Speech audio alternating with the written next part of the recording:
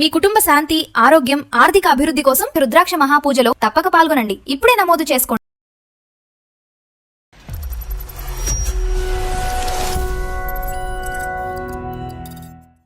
టాలెంటే నాకు పెద్ద బాధ అయిపోయిందండి.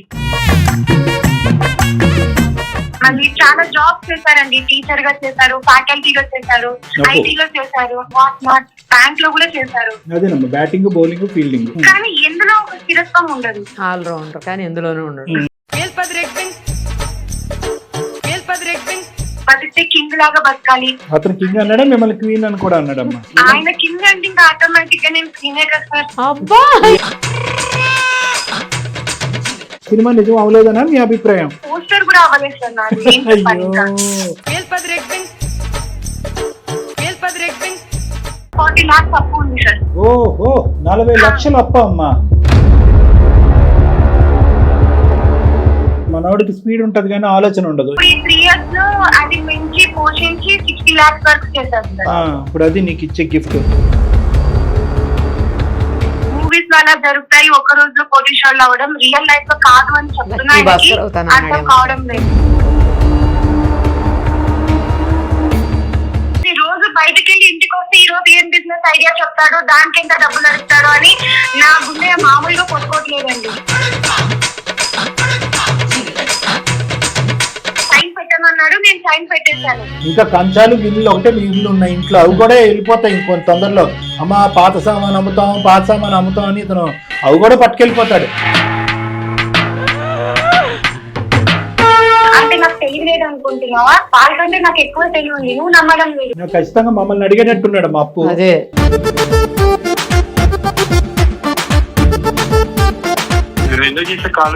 ఫైనాన్షియల్ అడ్వైస్ ఇద్దామని. వచ్చేటటువంటి లాభంలో 50-50.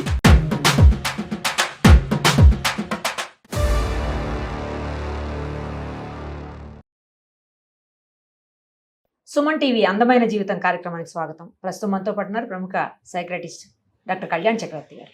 డాక్టర్ గారు నమస్తే. నమస్తే మేడం. ఇదేంటంటే ఎపిసోడ్ ఒక విచిత్రమైంది. అయ్యో, భర్తకేమో ఏవో ఆశలు, ఈమెమో నార్మల్ గా నడవాలి అనుకునే పరిస్థితి. అసలు ఏంటి అనేది నాకైతే అర్థం కాలేదు. చూసిన తర్వాత కొంచెం అంటే సిల్లీగా కూడా అనిపించింది ఆ రీజన్స్ అవన్నీ. అందుకని అది పిక్ చేసాం. ఒకసారి మాట్లాడితే మీకు అర్థమవుతుంది. అమ్మాయి పేరు వచ్చేసి పావని గారు. ఒక్కసారి మాట్లాడదాం. చేయండి మేడం.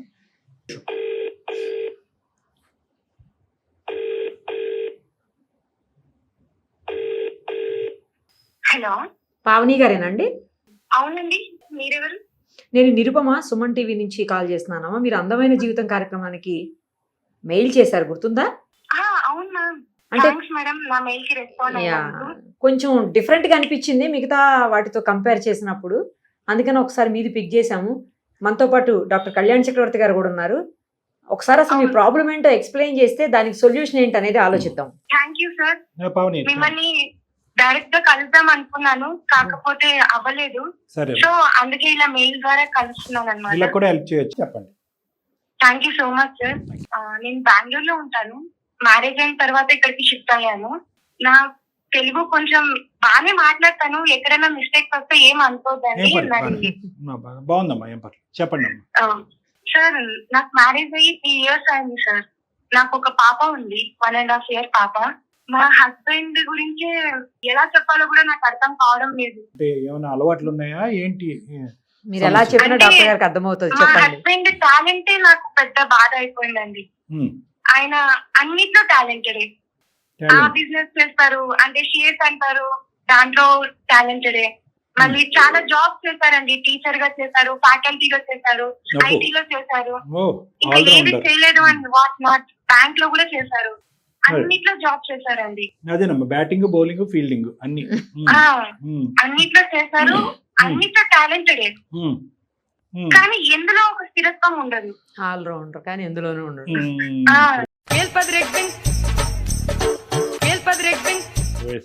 పెళ్లికి ముందు అంటే ఆయన చెప్పింది విని నేను పొంగిపోయి, ఇంకా నన్ను ఎంత బాగా చూసుకుంటాడో, ఇంకా నా లైఫ్ ఎలా ఉంటుందో. అంటే ఎప్పుడు ఇదే ఒక మాట చెప్తాడు సార్, బతికితే కింగ్ లాగా బతకాలి, లగ్జీరియస్ గా బతకాలి, నీకు నువ్వు అలా ఇలా చూసుకోను అని ఏమేమో చెప్పాడు సార్. అతను కింగ్ అన్నాడా, మిమ్మల్ని క్వీన్ అని కూడా అన్నాడమ్మా? ఆయన కింద అంటే ఇంకా ఆటోమేటిక్ గా నేను క్లీనే కదా సార్. అబ్బా మంచి బాగా వేశారు. ఎవరికి వాళ్ళు ప్యాలెస్ కట్టుకున్నారా? అది అంటూ అంటూనే నన్ను ఏం చేశారో కూడా నాకు అర్థం కావడం లేలే చెప్పమ్మా, సారీ జోక్స్ అపార్ట్. నేను అనేది ఏంటంటే ఆ విధంగా నిన్ను అందులో ఎక్కించాడు, ఓకేనమ్మా, ఒక సినిమా చూపెట్టాడు, కానీ ఆ సినిమా నిజం అవ్వలేదనా మీ అభిప్రాయం? పోస్టర్ కూడా అవ్వలేదు సార్ నాది. అయ్యో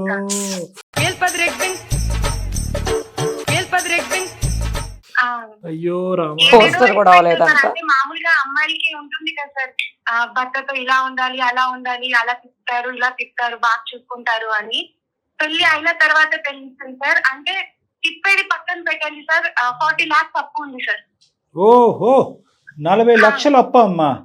40 లక్షలు అప్పు సార్. అది కూడా నాకు పెళ్లి అయిన తర్వాత తెలిసింది. అంటే పెళ్లికి ముందే ఉందా అప్పు ఏంటి? పెళ్లి అయిన అంటే పెళ్లికి ముందే అప్పు చేశారంట. అంటే బిజినెస్ ఆ షేర్స్ లో పెట్టి దాంట్లో దీంట్లో పెట్టి అలా పోగొట్టుకున్నారంట. ఓహో ఓకే, మనవాడికి స్పీడ్ ఉంటది కానీ ఆలోచన ఉండదు. ఇప్పుడు ఈ 3 years లో అది పెంచి పోషించి 60 lakhs వరకు చేశారు సార్. ఇప్పుడు అది నీకు ఇచ్చే గిఫ్ట్. మీరేమైనా చేస్తారా? నేను ఇంతకు ముందు వరకు జాబ్ చేసేదాన్ని సార్. అంటే పెద్ద జాబ్ ఏం కాదు, చిన్న జాబ్ చేసేదాన్ని. బట్ ఇప్పుడు చిన్న పాప కాబట్టి నేను జాబ్ మానేస్తాను.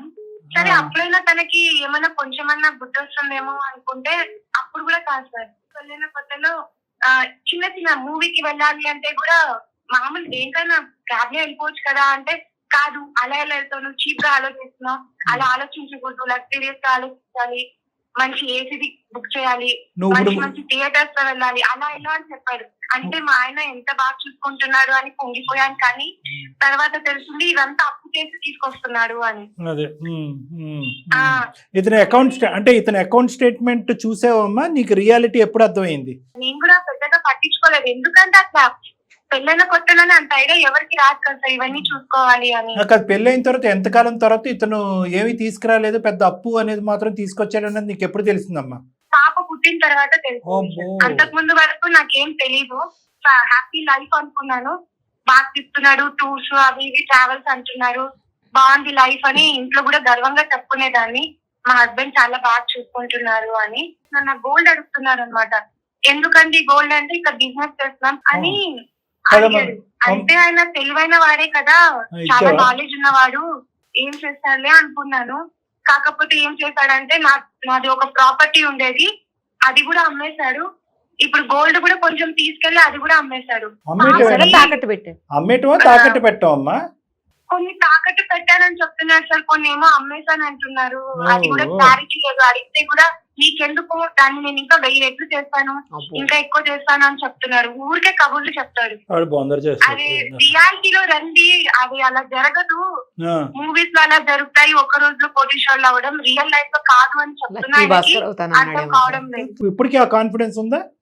అయ్యో ఇప్పుడు కూడా అదే చెప్తున్నారు సార్. ఇప్పుడు ఇంకా గోల్డ్ ఉంది, అది ఇచ్చేస్తే దాన్ని పెట్టి షేర్స్ కొంటాను. ఇప్పుడు షేర్స్ చాలా హైవేలో వస్తాయి, 60 కోట్లు అవుతుంది, ఈజీగా తీరిపోతాయి, కోట్లలో వస్తాయని చెప్తున్నారు. కోట్లలో వస్తారావు, కోట్లలో అప్పు అవుతుంది.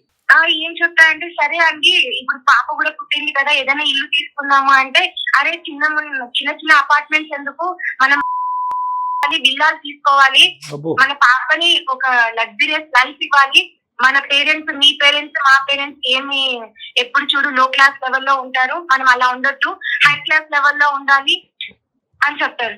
సరే ఇప్పుడు మీరు తప్పు చేశారు కదా, వాళ్ళతో ఏమన్నా చెప్దాము అంటే లేదు, అప్పు గురించి చెప్తే మాత్రం నేను సూసైడ్ చేసుకుంటా, వాళ్ళకి తెలియకూడదు అని అంటారు. సరే వాళ్ళకి తెలియకుండా మనం ఎలా తీరుస్తాము అంటే, నువ్వు ఇప్పుడు బంగారం ఉంది కదా, నువ్వు ఇచ్చేయి, నేను వెంటనే అవి షేర్స్ లో పెట్టి దేనిలో పెట్టాలో నాకు బాగా తెలుసు, నీకు వెంటనే కోట్ల రూపాయలు నేను తీసుకొస్తాను, వెంటనే విల్లాలు కొనేస్తాను, ఇట్లా మాటలు చెప్తున్నారండి. ఇవన్నీ అయ్యే కథేనా? చూడండి, మీరున్న ఇంటికి కూడా ఇప్పుడు సేల్ బోర్డు పెడతాడు తొందరలోనే. అదే కదా, ప్రాపర్టీ ఉంటే అది కూడా అమ్మేస్తాయండి. ఇప్పుడు ఇంకా చాలా పలుకుతుంది అది. ఈ హై క్లాస్ పిచ్చి వల్ల ఉన్నవన్నీ అమ్మేస్తూ పోతుంటే ఇంకా మా బ్రతుకు ఏమవుతుందా అని నాకు భయం వేస్తుంది. నా పరిస్థితి, నా పిల్ల పరిస్థితి ఏమవుతుంది, చిన్న పాప, అందులో ఆడపిల్ల ఎలా పెంచుకుంటాము ఏంటి అని. ఆయనకున్న ఓవర్ కాన్ఫిడెన్స్ తో నేను ఏం చెప్పినా ఆయన అర్థం చేసుకోవడం లేదు. పాప పుట్టింది కదా, ఒక చిన్న కారణం తీసుకుందాము, పాపకి ఏమైనా హాస్పిటల్ కి కానీ లేకపోతే ట్రావెలింగ్ కానీ బాగుంటుంది అని చెప్తే, ఏంటి నువ్వు ఇంకా చీప్ గా ఆలోచిస్తావు, చిన్న చిన్న కార్లు ఏంటి, మన పాప తిరగాలంటే బెంజ్ లోనే తిరగాలి, అలానే ఆ పిల్లకి అసలు ఏమీ ఏమీ లేకుండా లేకుండా చేసి చేస్తున్నట్టున్నాడు. ఇల్లంతా కూడా అన్ని- ఖాళీ చేశాడు కదమ్మా. అదే అవును సార్.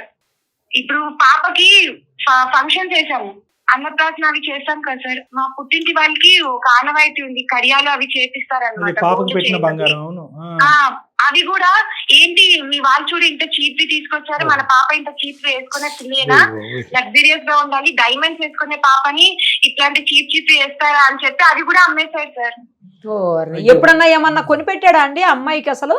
ఏమన్నా తీసుకొచ్చే కంటే ఏంటంటే రోజు బయటకు వెళ్ళి ఇంటికి వస్తే ఈ రోజు ఏం బిజినెస్ ఐడియా చెప్తాడు, దానికి ఎంత డబ్బులు అడుగుతాడు అని నా గుండె మామూలుగా కొట్టుకోవట్లేదండి. పాపం అమ్మా. అయ్యో. కాదు ఇప్పుడు అమ్మ ఎక్కడో చోట ఇంకా ఓకే, పెళ్ళైన కొత్తలో అంటే కనుక తిమ్మిని బమ్మిని చేసి బమ్మిని తిమ్మిని చేసి ఏదో స్వర్గం చూపెట్టాడు, అరచేతిలో స్వర్గం అంటారు కదా, అలా చూపెట్టాడు. అప్పుడంటే తెలియని వయసు, పెళ్ళైనటువంటి కొత్తలో కొంతకాలం ప్రయాణం చేసిన తర్వాత ఈ ఇంటి పట్టాలు ఎలా ఇచ్చేస్తావు, బంగారం ఎలా ఇచ్చేస్తావు, బిడ్డ బాడసాలప్పుడు జరిగేటటువంటి ఆ బంగారం ఎలా ఇచ్చేస్తావు, ఎక్కడో చోట నువ్వు లిమిటేషన్ డ్రా చేయాలి కదమ్మా. మీ ఆయన యొక్క కెపాసిటీ నీకు ఇప్పటికైనా అర్థమైపోయి ఉంటది కదా. ఇప్పుడు అర్థమైంది సార్, ఇంకా అప్పుడు అర్థం పైన కాలేదు కదా. పొటారం పాప లోటారం బాధ అంటారు. అప్పుడు అంత నాకు తెలియలేదు. ఇంకా అప్పుడప్పుడే నాకు ఆ పాప బంగారం అమ్మిన తర్వాతే నాకు అర్థమైంది అబ్బా. అసలు ఏంటి, ఎందుకు అమ్ముతున్నాడు, ఏమైతుంది అని. ఆ తర్వాత నేను ప్రాపర్టీ డాక్యుమెంట్స్ అవి చెక్ చేసుకుంటే అప్పుడు తెలిసింది అది అమ్మేశాడని. నాకేంటి ఆ సైన్ పెట్టమన్నాడు, నేను సైన్ పెట్టేశాను. అమ్మా ఆయన మీద అన్ని పెట్టేస్తా నువ్వు. ఇంకా కంచాలు గిన్నెలు ఒకటే మిగిలి ఉన్నాయి ఇంట్లో, అవి కూడా వెళ్ళిపోతాయి ఇంకొంత తొందరలో. అమ్మ పాత సామాన్ అమ్ముతాం అని ఇతను అవి కూడా పట్టుకెళ్ళిపోతాడు. అదేదో సినిమాలో మార్కెట్ లో చుక్కలు చూపిస్తాడు. బ్రహ్మానందం సినిమా ఇప్పుడు ఉంటుంది అదే కదా సార్ నా భయం అందులో అవుతుంది. డైరెక్టర్, ఇప్పుడు బయటకి హీరో, వెళ్తాం హీరోయిన్ సార్, కూడా ఏం చూస్తామో ఏమో నాకు తెలీదు. ఇంటికి వచ్చిన వెంటనే కొత్త బిజినెస్ ఐడియా అంటాడు. ఏవో అంతర్రాష్ట్రీయాల గురించి, వాళ్ళ గొడవల గురించి, వీళ్ళ గొడవల గురించి చెప్తాడు. అరే మన ఇంట్లో ఏం జరుగుతుంది, నువ్వు ఏం అమ్మేస్తున్నావు, పిల్ల భవిష్యత్తు ఏంటి, మన భవిష్యత్తు ఏంటి అంటే, అరే నువ్వు దాని గురించి ఎందుకు ఆలోచిస్తావు, నాకు అన్ని ఆలోచనలు ఉన్నాయి, నువ్వు ఫస్ట్ బంగారం చాలు. సరే అత్తమామతో మాట్లాడదామా అని చెప్తే వాళ్ళేమో మేము ఇవ్వాల్సింది మేము ఇచ్చేసాము, మాకు ఉన్నారు ఇంకా 2 పిల్లలు ఉన్నారు, వాళ్ళకు కూడా ఇవ్వాలి కదా, మీ ఆయన్ని నువ్వే నచ్చ చెప్పుకో, నువ్వే మార్చుకో అని చెప్తున్నారు. మా అమ్మా నాన్నకి చెప్తాము అంటే వాళ్ళు అలానే అంటున్నారు, నీ భర్త నువ్వే మార్చుకోవాలి. అయ్యో అందరు నిన్ను అది పెళ్లి చేసి పంపించేసాము అంటే అడిగాను సార్, మధ్యలో ఒక 5 లక్షలు 10 లక్షలు అడిగాను, వాళ్ళు పంపించారు పాపం. మరి వాళ్ళు అది నేను రిటర్న్ కూడా ఇవ్వలేకపోయాను. మళ్ళీ రివర్స్ లో అడుగుతుంటే వాళ్ళైనా ఏం చెప్తారు, ఇంకా నాకు చెల్లెలు కూడా ఉంది, వాళ్ళ మ్యారేజ్ చేసుకోవాలి, వాళ్ళు పెద్దోళ్ళు అయిపోయారు. అంటే ఎవరైనా కూడా ఎలా చూస్తారంటేనమ్మా, దురదృష్టం పావని నిన్ను బాగా సుఖపెట్టడం గురించే కదా మీ ఆయన ఎంత కష్టపడుతున్నాడు అని అంటాడు. ఎందుకంటే మిగతా అన్ని అంశాల్లో మంచోడే, మీకు ఎక్కడ తక్కువ చేయలేదు, బహుశా ఎక్కువ చేద్దాం అనే ఉద్దేశంతో ఉన్నదానికంటే ఇంకా తక్కువ చేస్తున్నాడు, అది వేరే విషయం. కానీ ప్రపంచాన్ని అందరికీ ఎలా కనిపిస్తాడు ఇతను గొప్ప మాటలు, ఇతను చూస్తే కనుక అబ్బా ఎంత ఇంటిలో పది ఉంటాడు, ఇతను ఎంత గొప్ప మనిషి, పిల్లల గురించి భార్య గురించి తప్ప ఇంకో ఆలోచన లేదు అన్నట్టుగా సమాజం అనుకుంటూ ఉంటుంది. సరే ఎంతవరకు బాగా అర్థమైందమ్మా, ఇతనికి ఉన్నది ఒక పెద్ద షాప్ ఏదన్నా ఉందంటే మీకు మీ కుటుంబానికి ఇతను ఓవర్ కాన్ఫిడెన్స్ అనేది పెద్ద షాప్ అని మనం అనుకోవాలి. ఎందుకు ఈమెయిల్ పంపించారు? ఆయన చెప్తే అర్థం కావడం లేదు సార్, నేను చాలా రకాలుగా చెప్పాను, ఆయన అలా కాదండి, ఇలా అండి. అంతే. అందుకే మిమ్మల్ని నేను పర్సనల్ గా కూడా కలవాలి అనుకున్నాను. అంటే ఆయన గురించి చెప్పి, అంటే ఇప్పుడు ఏదైనా కౌన్సిలింగ్ అన్నా అలా కాదు, మీరు పలానా వ్యక్తిని కలిస్తే మీకు ఏమైనా తెలుస్తాయి అని చెప్పినా, అంటే నాకు తెలియలేదు అనుకుంటున్నావా, వాళ్ళకంటే నాకు ఎక్కువ తెలివి ఉంది, నువ్వు నమ్మడం లేదు, అందరు నమ్ముతారు నన్ను, నువ్వు నమ్మడం లేదు అంటారు. నాకు ఖచ్చితంగా మమ్మల్ని అడిగేటట్టున్నాడు మా అప్పు. అదే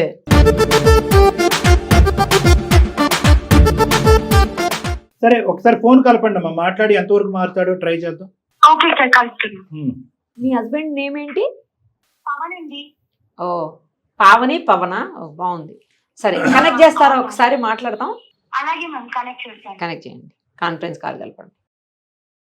The person you are speaking with has put your call on hold. Please stay on the line. आप जिस హలో చెప్పమ్మా. ఏమండి ఎక్కడున్నారు? బయట ఉన్నామ్మా. ఇంకా రాలేదే? నాకు టెన్షన్ ఉంటాయి, ప్రాబ్లమ్స్ ఉంటాయి, అన్ని చూసుకొని రావాలి కదా.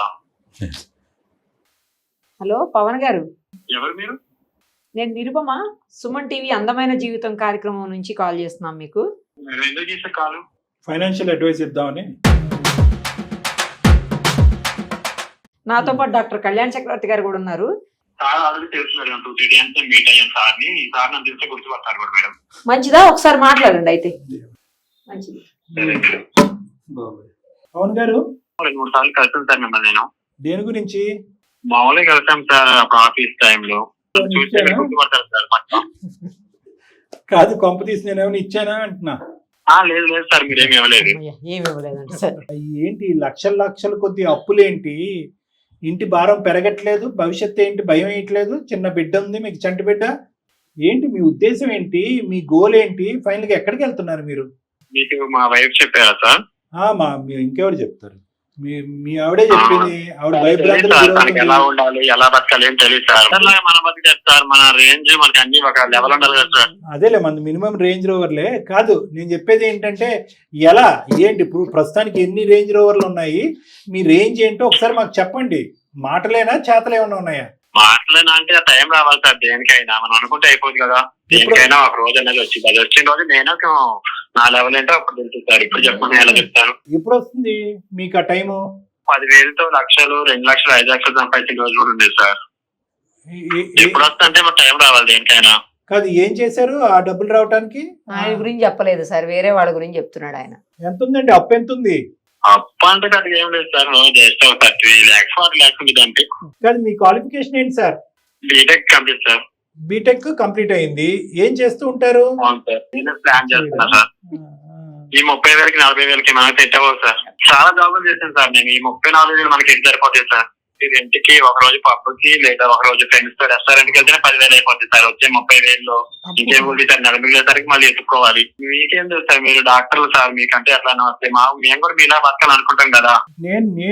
నేను నా క్వాలిఫికేషన్ తగ్గట్టు నేను నా వృత్తి ధర్మాన్ని నిర్వహిస్తున్నాను, దానికి సంపాదిస్తున్నాను. నీ క్వాలిఫికేషన్ ప్రకారం నువ్వు ఆ ధర్మాన్ని నిర్వర్తించవచ్చు కదా. నువ్వెందుకు ఈ ఆకాశానికి నిచ్చినట్టు ఏంటి? చదివితేమో సార్, తెలివితేటలు ఉండాలి మనకి. తెలివితేటలు ఉంటే చదువు లేని వాళ్ళు కూడా ఎంత రేంజ్ లో లేదు.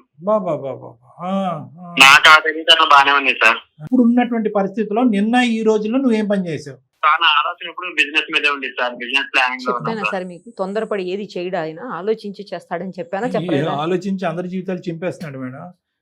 అలా కాదు, ఇప్పుడు ప్రజెంట్ మీ వైఫ్ యొక్క బాధ మీకు అర్థమైందా? ఆవిడ బంగారం ఏమైంది? వినండి, ఇంటికి సంబంధించినటువంటి డాక్యుమెంట్స్ ఏమైంది? నేను ఎప్పుడైనా తన నేను నాకంటే ఇంకా 5 రేంజ్ లో తనని నా బిడ్డని చూసుకోవాలని అనుకుంటా కదా సార్. అదే అనుకోవటం వరకే, జరిగేది ఎప్పుడు అనేది ఆవిడ వెయిట్ చేస్తున్నారు. టైం రావాలి సార్. ఇప్పుడు నా టైం బ్యాడ్ నడుస్తుంది. రేపు అన్న రోజు నా రేంజ్ వేరే ఉంది సార్. నీ టైం పిచ్చి తగలే. నేను చెప్పేది వినయ్యా స్వామి, బంగారం ఏమైంది? డాక్యుమెంట్స్ ఏమైంది? బిడ్డకు సంబంధించినటువంటి బంగారం ఏమైంది? పుట్టిన తర్వాత బిడ్డకు పెద్దలు పెట్టినటువంటి బంగారం ఏమైంది? భార్య మెడలో ఉండవలసిన బంగారం ఏమైంది? ఈ ఉన్నటువంటి ఒకే ఒక సొత్తు ఆ ఇల్లు ఏమైంది? నీకు రియాలిటీ అర్థం కావట్లేదా? మొత్తం పడవ సింక్ అయిపోతుంది. ఈ అప్పులో ఇంటి మీదకి రావట్లేదా? అప్పు ఎలా తీర్చాలనుకుంటున్నావు? లాభాలు నష్టాల సంగతి పక్కన పెట్టండి. నీదేదన్నా నువ్వు సంపాదించింది నువ్వు తీసుకెళ్లే అప్పు, నువ్వు ఏదైనా వ్యాపారం చేసుకుంటే అది వేరే విషయం. రేపటి రోజు ఎలా బతుకుతావు? ఆ అమ్మాయి ఒంటి మీద ఉన్నటువంటి బంగారం రేపు ఎలా తీసుకొస్తావు? వాళ్ళ అమ్మ నాన్న వచ్చి నిన్ను ప్రశ్నిస్తే ఏంటి పరిస్థితి? సార్ బిజినెస్ అంటే ఇన్వెస్ట్మెంట్స్ పెట్టాలి కదా సార్. ఈ రోజు పెడితేనే కదా మనకి రేపు లాభాలు వచ్చేది. ఈ రోజు 1,00,000 పెడితే కదా రేపు 2 లక్షలు వచ్చేది. ఇది భారీ బంగారం. ఇప్పుడు వచ్చి ఒకసారైనా అసలు తీసుకొచ్చావా? లాభం మాట, లగ్జరీ మాట తర్వాత మాట్లాడుతున్నా. ఇప్పుడు నా టైం బ్యాడ్ నడుస్తుంది. ఫైనల్ గా ఇప్పటికైనా ఒక గమ్యం ఉందా, ఒక మార్గం ఉందా? ఆవిడకి తెలియదు అని అంటున్నావు. నా దగ్గరకు ఒక 2-3 సార్లు వచ్చాను అంటున్నావు. ఎందుకు వచ్చావు కూడా నాకు తెలియదు. ఇన్వెస్ట్మెంట్ గురించే వచ్చుంటావు. నా అదృష్టం బాండి నీకు డబ్బులు ఇవ్వలేదు. వచ్చుంటాలే. అర్థం చేసుకోవట్లేదు సార్ మీరు కూడా. మా వైఫ్ అంటే చెప్పు, ఆవిడకి అర్థం కాదు. ఆవిడకి అర్థం వాళ్ళు, మా అమ్మమ్మ వాళ్ళు, మా నాయనమ్మ వాళ్ళు, మా తాతయ్య వాళ్ళు ఎలా బతకాలి, నేను ఎలా బతకాలంటే నా వల్ల కాదు సార్. నా రేంజ్ నా లెవెల్ అంతా వేరులో ఉండాలనుకుంటుంది సార్. నా పిల్లలు కూడా నా అలాగా బతకాలని అనుకోవట్లేదు. వాళ్ళు హై రేంజ్ లో ఉండాలి. చాలా పిచ్చి ముదిరింది బాగా సార్. ఈ అబ్బాయి 3 సార్లు కదా సార్, 30 సార్లు రావాలి మీ దగ్గరికి కౌన్సిలింగ్ కి. ఏం చేద్దాం అమ్మా, నేను నిన్నే అడుగుతున్నా. ఎందుకంటే హై రేంజ్ అని చెప్పి అసలు రేంజ్ అనేది లేకుండా చేస్తున్నారు. అమ్మా అదే కదా ఈ ప్రాబ్లమ్. ఈ డబ్బులకు సంబంధించింది, వ్యాపారకు సంబంధించినటువంటి రేంజే కాదు, ఎవరి మాట వినకూడదు అనేది కూడా ఒక రేంజ్. ఇప్పుడు ఎంత ఖర్చు పెట్టినా అదే సార్. ఎంత ఖర్చు పెట్టినా ఎన్ని అప్పులు తీసుకొచ్చినా అప్పుల్లో ఊబిలో కూరుకుపోయినా ఎవరన్నా ఒక మాట వింటాము అనేటటువంటి ఆలోచనతో వస్తే వాళ్ళకి కౌన్సిలింగ్ చేయొచ్చు, వాళ్ళ తలరాత మార్చొచ్చు. కానీ ఇతను అసలు వినేటట్టే లేదు కదా. మీరంతా సార్ మీకే తెలియదు, మీకు ఆలోచన లేదని మనలే అంటున్నప్పుడు ఎవరు మాత్రం ఏం కౌన్సిలింగ్ చేయగలరు? నీ దగ్గర ఉన్నవి అన్నీ ఇచ్చేసావు, బంగారం ఇచ్చావు, ఆస్తి ఇచ్చేసావు, అన్నీ ఇచ్చేసావు. మీ అమ్మ నాన్నలు ఏమంటారు? ఇప్పుడు అక్కడ లెక్క తేల్చుకోవాలి ఇది. ఆయన నువ్వు ఫిక్స్ దాను ఏంటి, నేను ఏదన్నా నీతో మాట్లాడదు కదండి, వాళ్ళకి వీళ్ళకి చెప్తున్నాను. కోసమే చేశా అంటున్నారు. నా కోసం మీకు 60 తప్పు చేశారు, ఇంకా చేశానంటే ఇంకెన్ని లక్షలు. అదే నేను 10 లక్షలు 60 కాదు, కోటి రూపాయలు ఇచ్చి నేను తిరుగుతా కదా, నీకు ఎందుకు బాధ? ఆ కెపాసిటీ నాకు ఉంది, ఆ టాలెంట్ నాకు ఉంది. నువ్వు ఎప్పుడు కళ్ళగంటం అనేటటువంటిది ఆపేటట్టు లేవు. కానీ నా దగ్గర ఒక మంచి బిజినెస్ ఐడియా ఉంది, వస్తావా నా దగ్గరకు ఒకసారి కలవటానికి? క్లినిక్ వస్తావా? బిజినెస్ ఒక మంచి బిజినెస్ ప్లాన్ ఉంది. ఒకసారి ఫోన్ లో చెప్పడం అనేది కష్టం, ఒకసారి డైరెక్ట్ గా వస్తే మన ఇద్దరం డిస్కస్. నాదేం బిజినెస్ ఏముంటాయి సార్, వస్తాను, మీరు అవకాశం ఇస్తానని తప్పకుండా వస్తాను. వస్తావు కదా? బిజినెస్ ఏముంటది ఇప్పుడు నీ దగ్గర ఏమి ఉండకపోయినా నేను కొన్ని ఐడియాస్ చెప్తాను. ఓకే, నేను ఐడియాస్ చెప్తే కనుక అవి ఎంతవరకు నువ్వు ఆచరించగలవు, ఎంత పెట్టుబడి అవుతుంది అనేది చెప్తాను. ఆ పెట్టుబడి ఎలా తీసుకురావాలనేది కూడా నేను చెప్తాను. ఫస్ట్ నువ్వు నా దగ్గరికి అయితే రా. సరే సార్, కలుద్దాం సార్. వచ్చేటటువంటి లాభంలో 50-50. నీకు పిచ్చికిచ్చి అంటూ ఏమీ లేదు. నేనైతే కనుక నా బిజినెస్ ఐడియాస్ నీకు చెప్తాను. ఆ బిజినెస్ ఐడియాస్ వినటానికి గురించి నా దగ్గరికి రా. ఓకేనా? నువ్వు అర్జెంటుగా ఫోన్ పెట్టేసి మీ ఆవిడకి చాలా బుద్ధి చెప్పాలి. మేము ఆవిడకి బుద్ధి లేకుండా మాకు ఎందుకు ఈమెయిల్ పంపించిందో ఒకసారి అడగాలి. నువ్వు ఫోన్ పెట్టేసాను. Okay, bye. ఈ అడ్డుదారిలో వెళ్తే కానీ మేము అతన్ని పట్టుకోలేము అనేది మాకు అర్థమైందమ్మా. ఎందుకంటే 1000 అబద్ధాలు ఆడారన్నా ఒక పెళ్లి చేయమన్నారు. ఒక అబద్ధం ఆడైనా కూడా ఒక పిచ్చిని కుదర్చాలి అంటే కనుక తప్పట్లేదు. కాబట్టి అతనికి నిజంగా మానసిక పరిస్థితి బాగాలేదు, దురదృష్టం. అంటే మీరు అనొచ్చు, ఏమండి మానసిక పరిస్థితి బాగాలేని వాళ్ళు బీటెక్లు చేస్తారా, మానసిక పరిస్థితులు బాగాలేనటువంటి వాళ్ళు బిజినెస్లు చేస్తారని చెప్పి. అది వేరు. ఈ లెక్కలేనితనము, ఈ వెచ్చలివిడిగా ఖర్చులు పెట్టాలు, అప్పు చేసి పప్పు కూడు కాదు కదా, ఇంటెల్లిపాది అందరినీ నట్టేట్టు ముంచేసేటటువంటి ఈ రోజు 60 లక్షలు కాదమ్మా, ఇది ఎక్కడికన్నా పోవచ్చు. ఇంకొకటి కూడా చెప్తున్నాను, ఇది కేవలం అప్పులు అనే అంశం ఒకటే కాదు. ఎవరన్నా కూడా ఆ అప్పు తీసుకున్నటువంటి వ్యక్తులు కోపగించి ఇతని మీద ఏమన్నా దాడి చేయొచ్చు, ఇంటికి రావచ్చు, కేసులు పెట్టచ్చు, ఇంటి పరువు రోడ్డు మీద వేయచ్చు, మీ అందరి పరువు పోవచ్చు. ఇంకా ఆ పరిస్థితి వరకు రాలేదు కాబట్టి ఈ రోజు కాస్త నవ్వుకుంటూ కాస్త సీరియస్గా మనం మాట్లాడుకున్నాం. నేను అతని ఫోన్ మీద కౌన్సిలింగ్ చేసేటటువంటి ప్రయత్నం కూడా ఎందుకు చేయలేదు అంటే కనుక, ఇందాక నేను చెప్పాను కదా, అతను ఒక ఆకాశంలో ఉన్నాడు, మనకంటే 10 మెట్ల హైట్లో ఉన్నాడు. అతను ఊహించుకోవటం, కలలు గంటం అనేటువంటి పనిలోనే ఉన్నాడు. కానీ ఇప్పటికీ కూడా రియాలిటీలోకి రాలేదు. అతనికి అర్జెంటుగా ఇన్ క్లినిక్ ట్రీట్మెంట్, కౌన్సిలింగ్ అవసరం. చాలా ఎపిసోడ్స్లో ఇప్పటి వరకు నేను ఏంటంటే 95% to 98% మేము ఫోన్ కాల్ మీద ఇష్యూని రిజాల్వ్ చేసి మిగతా ఒక 5-10% క్లినిక్ హాస్పిటల్లో రిజాల్వ్ చేయడానికి ట్రై చేస్తాం. కానీ ఇతనిది అలా లేదు. ఒక 2 to 3% మన ఫోన్ కాల్ మీద జరుగుతుంది. అది కూడా అబద్ధం ఆడి అతను నా క్లినిక్ సెటప్లోకి రప్పించుకోవటానికి. ఆ క్లినిక్ సెటప్లోకి వచ్చిన తర్వాత కూడా అతనితో నేను స్టార్టింగ్లో business ideas, hospital, medical field గురించే మాట్లాడిన తర్వాత స్లోగా అతనితో నేను ఫ్రెండ్షిప్ చేస్తాను. అంటే ఒక స్నేహితుడిగా మారిన తర్వాత అతనికి నా మీద ఒక నమ్మకం వచ్చిన తర్వాత అతన్ని కౌన్సిలింగ్ అండ్ ట్రీట్మెంట్ లూప్లోకి లాగుతాను. అది నా యొక్క టాలెంట్, నా స్కిల్, అది నేను చూసుకుంటాను. నువ్వైతే మాత్రం అతనికి గుర్తు చేయి, డాక్టర్ గారు చెప్పారు కదా ఏదో బిజినెస్ ఐడియాస్ ఉన్నాయంట కదా, ఆ స్థాయి వ్యక్తి చెప్పాడు అంటే ఖచ్చితంగా అందులో నిజం ఉండుంటుంది అని చెప్పి నమ్మించి నా దగ్గరికి తీసుకొచ్చేటటువంటి ప్రయత్నం చేయమ్మా. నేను చెప్పేటటువంటి మాటల్లో కొంతవరకు అబద్ధాలు ఉన్నా కూడా నీ జీవితాన్ని నీ బ్రతుకుని కాపాడటం గురించి ఇలా చేయడం తప్ప ఇంకో దారి లేదు. అర్థమైందా పావని గారు?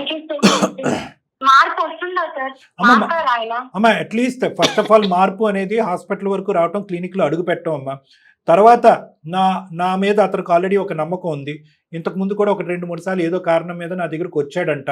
సో నేనంటే ఒక గౌరవం ఉంది, ఒక ఆలోచన ఉంది. కాబట్టి ఫస్ట్ ఆ నమ్మకాన్ని మనం జాగ్రత్తగా ఎలా వాడుకుంటాం, ఒక కౌన్సిలింగ్ వరకు కానీ లేదంటే ఒక మెడికల్ ట్రీట్మెంట్ వరకు ఎలా తీసుకెళ్తాననేది కొంతవరకు నేను ఆలోచించుకోవాలి. ఆ తర్వాతే నీకు ఒక గ్యారంటీ ఇస్తానమ్మా. పైపెచ్చి నీకు ఇంకో మాట కూడా చెప్తున్నాను, ఒకప్పుడు నా వంతు ప్రయత్నం నేను చేసిన తర్వాత కూడా అతనిలో మార్పు రాలేదు అనుకుంటే నీ బిడ్డ భవిష్యత్తు, నీ భవిష్యత్తు నువ్వు ఆలోచించుకోవాల్సినటువంటి ఆవశ్యకత ఉందమ్మా. ఎందుకంటే నువ్వు సర్వస్వం అతనికి ఇచ్చేసావు. ఈరోజు నీ దగ్గర అంటూ ఏమీ లేదు. చదువుకున్న దానివైనా కూడా పెళ్లి గురించి ఉద్యోగం కూడా వదిలేసావు. నువ్వు ఏకాకి అయిపోయావు. ఇంకా రానున్న రోజుల్లో ఈ వ్యక్తి ఇదే మొండితనం మంచితనం ఇదే వైఖరిని చూపెడితే కనుక నువ్వు పెద్దలతో డిస్కస్ చేసి ఒకప్పుడు డాక్టర్ చేసిన ప్రయత్నం కూడా ఫలించలేదు, నేను ఎలాగా నా జీవితం ఎలాగా అని చెప్పి మీ పెద్దల యొక్క సలహా తీసుకుని నువ్వు బయటపడటం మంచిదమ్మా. అదంతా తర్వాత కానీ ఫస్ట్ అయితే సార్ దగ్గరికి వచ్చిన తర్వాత అప్పుడు ఏం చేయాలని డిసైడ్ చేయొచ్చు పావని గారు. ఇక్కడ ఏంటంటే ఈ మాత్రం మనం ఎందుకు మాట్లాడుతున్నాం అంటే అమ్మా, మనిషి పిచ్చి పిచ్చిగా మాట్లాడి పిచ్చి ఇన్వెస్ట్మెంట్స్ చేసినా కూడా వ్యక్తి మంచోడు. ఇప్పటికి కూడా భార్య పిల్లలు కుటుంబ శ్రేయస్ కోరుకుంటున్నాడు, మీ సుఖ సంతోషాలు కోరుకుంటున్నాడు, మీ శ్రేయస్ కోరుకుంటున్నాడు. చాలా ఇష్టం ఉంది. అలాగే బిహేవ్. సో ఆ ఒక్క కరెక్ట్ వద్దమ్మా, వదలొద్దు. ఆ బిహేవియర్ అలా ఉంది కాబట్టి 600 100 ఒక్కసారి కాకపోయినా 100 సార్లైనా ప్రయత్నం చేసి అతని మానసిక పరిస్థితి మార్చేటటువంటి పూర్తి స్థాయి ప్రయత్నం నేనైతే చేస్తానమ్మా. నాకున్నటువంటి అనుభవంతో అది ఖచ్చితంగా జరుగుతుందని నేను అనుకుంటున్నాను. నువ్వైతే మాత్రం నువ్వు చేయవలసింది ఏంటంటే అతనికి ఇది ఒకసారి ఈ అపాయింట్మెంట్ గురించి, నా కౌన్సిలింగ్ గురించి గుర్తు చేయి. ఒకప్పుడు నేను మళ్ళీ రాను అని చెప్పి ప్లేట్ ఫిరాయిస్తే కనుక నిరుపమా మేడం గారిని మా మేనేజర్స్ యొక్క నెంబర్ ఇస్తారు. మా మేనేజర్స్ రిపీటెడ్గా ఫోన్ చేసి సార్ వెయిట్ చేస్తున్నారు అని చెప్తారు. ఆటోమేటిక్గా అతను రప్పించుకునేటటువంటి ప్రయత్నం చేస్తారు. అర్థమైందా పావని గారు? అలాగే మేడం, అర్థమైంది. నేను ఖచ్చితంగా పంపిస్తాను మేడం. ఈ ప్రోగ్రామ్ లో చూసాను నేను, చాలా మంది సొల్యూషన్స్ మీ వల్లనే దొరికాయి. అలాగే నా ప్రాబ్లమ్స్ కూడా సొల్యూషన్ మీ వల్లే దొరకాలి. తప్పకుండా 100% అమ్మా, అవుతుంది. నేను ఇస్తున్నాను కదా గ్యారంటీ, 100% అవుతుంది. బాయ్ అమ్మా, బాయ్ తల్లి, బాయ్ అమ్మా. మొత్తానికి కాదు సార్, ఇట్లా రకరకాల ఇలా కూడా ఆలోచించేటోళ్ళు ఉంటారా అంటే వీళ్ళందరినీ ఏమంటారంటే వీళ్ళందరూ ప్లానర్స్ మేడం. మీరు చూసుకుంటే ప్లానర్స్ అని కూడా అనడం కానీ అత్యుత్సాహంగా విపరీతంగా ఊహాజనకమైనటువంటి లోకంలో ఉండేటటువంటి మనస్తత్వం. ఏవైతే కనుక మన ఎవరికి ప్రమాదం ఉండదు కానీ వాళ్ళకి ఇబ్బంది, వాళ్ళకి ప్రమాదం, అందరికీ ప్రమాదమే మేడం. ఈవెంచువల్లీ ఇప్పుడు ఈ అమ్మాయికి ప్రమాదం లేదు, ఆ అమ్మాయి ఇప్పుడు భవిష్యత్తు ఆగమ గోచరం, బిడ్డ ఉన్నాడు, భవిష్యత్తు లేదు కానీ అప్పు మాత్రం తండోపతండాలుగా ఉంది, భయంకరంగా ఉంది. అంటే వీళ్ళు ఏంటంటే ఎక్కడో చోట ఇన్ఫ్లుయెన్స్ అవుతారు మేడం. ఎవరో 1-2 ఎగ్జాంపుల్స్ ఉంటాయి చూడండి, చదువుకోకుండా ఎక్కడో స్థాయికి వెళ్ళిపోయినటువంటి వాళ్ళు, ఒక లాటరీ టికెట్ తో 100 కోట్లు సంపాదించినటువంటి వాళ్ళు, ఏమీ లేకుండా ఈజీగా ట్రేడ్స్ షేరింగ్ లో సంపాదించేసేటటువంటి వాళ్ళు అని వీళ్ళ యొక్క ఉన్న సైకాలజీ ఏంటంటే డబ్బుల మీద విపరీతమైనటువంటి ఆశ ఉంటుంది, డబ్బుల మీద లెక్కలేనితనం అనేది కూడా ఉంటుంది. పెట్టుబడి పెట్టేస్తే కనుక ఆటోమేటిక్గా లక్షల కోట్లు అవుతాయి అనేటటువంటి ఆలోచనలో ఉంటుంది. రిస్క్ యాక్సెప్ట్ చేయరు, ఎప్పుడు లాభం వైపే ప్రాఫిట్ వైపే చూస్తూ ఉంటారు. ప్రతి దాంట్లో ప్రాఫిట్ ఉన్నదని దిగుతారు, ఏమాత్రం చిన్న రిస్క్ చూసినా కూడా అక్కడి నుంచి పారిపోయి ఇంకో చోటుకి వెళ్ళిపోతూ ఉంటారు. అక్కడ మళ్ళీ రిస్క్ కనిపిస్తే ఇంకో చోట జంప్ చేస్తారు. అందుగురించి ఇందాక అమ్మాయి మల్టీ టాలెంటెడ్ అండి, కానీ ఏ ఒక్క టాలెంట్ లేదు. రూపాయి పెట్టి తిండి కొని ఆ రూపాయితో ఆనందంగా ఉన్నటువంటి రోజు లేదు. Jack of all trades master of none అని ఒక సామెత ఉంది, ఒక ఇంగ్లీష్ సామెత. వాడు అన్నిట్లో నిష్ణాతుడే కానీ ఏ ఒక్క దాంట్లోనే గెలవడం ఆ type. Right sir, thank you so much.